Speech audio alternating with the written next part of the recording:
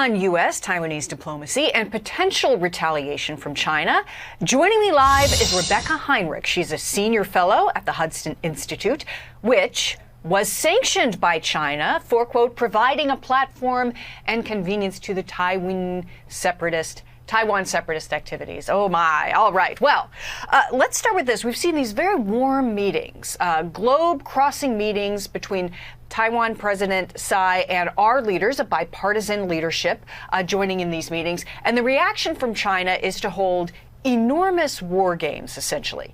The leadership there, our intelligence says that China's president, Xi Jinping, has instructed his country's military to be ready for potential invasion by 2027. Now, that is not very far away, and being ready doesn't necessarily mean it's going to happen right at that moment. But what is your current assessment of the likelihood of China actually moving on Taiwan at any point in the near future?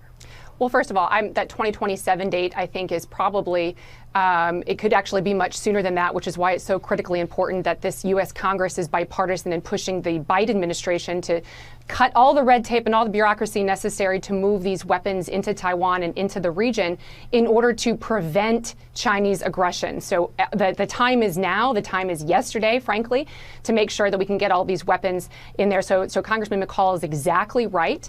I'm proud of Hudson Institute, where I work, for giving President Tsai the Global Leadership Award in New York. And that's because there's great solidarity across from the American people, not just in the Congress, for Taiwan to make decisions for itself. And so it's really us who are defending the status quo. And it's critically important that everybody's clear here that it's the Chinese Communist Party that is trying to change the status quo by force. Is the U.S. ready? And if we're looking at a 5-year timeline, you're suggesting even less. Is the U.S. ready? What would readiness entail? Well, first of all, the Biden administration deserves credit for getting better basing agreements with the Philippines and other allies in the region. But now you actually have to get capacity, meaning weapon systems, boots on the ground. You have to reboot the military industrial base that really has been asleep since the Cold War because of this peace dividend, this holiday that Republicans and Democrats have taken.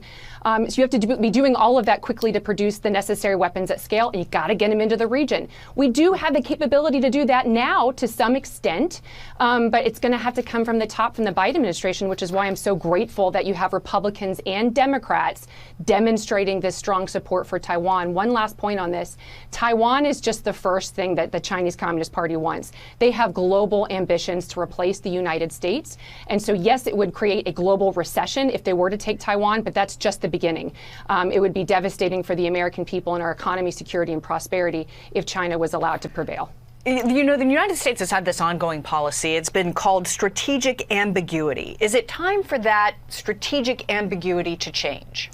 I'm not comfortable with that quite yet. If I was persuaded that that was necessary to successfully give the Taiwanese the assurance that they wanted and to give the PRC the deterrence necessary, then I would definitely be supportive of that. But for now, it's just the status quo. And I think it's important that the United States make clear that we're not the ones changing anything.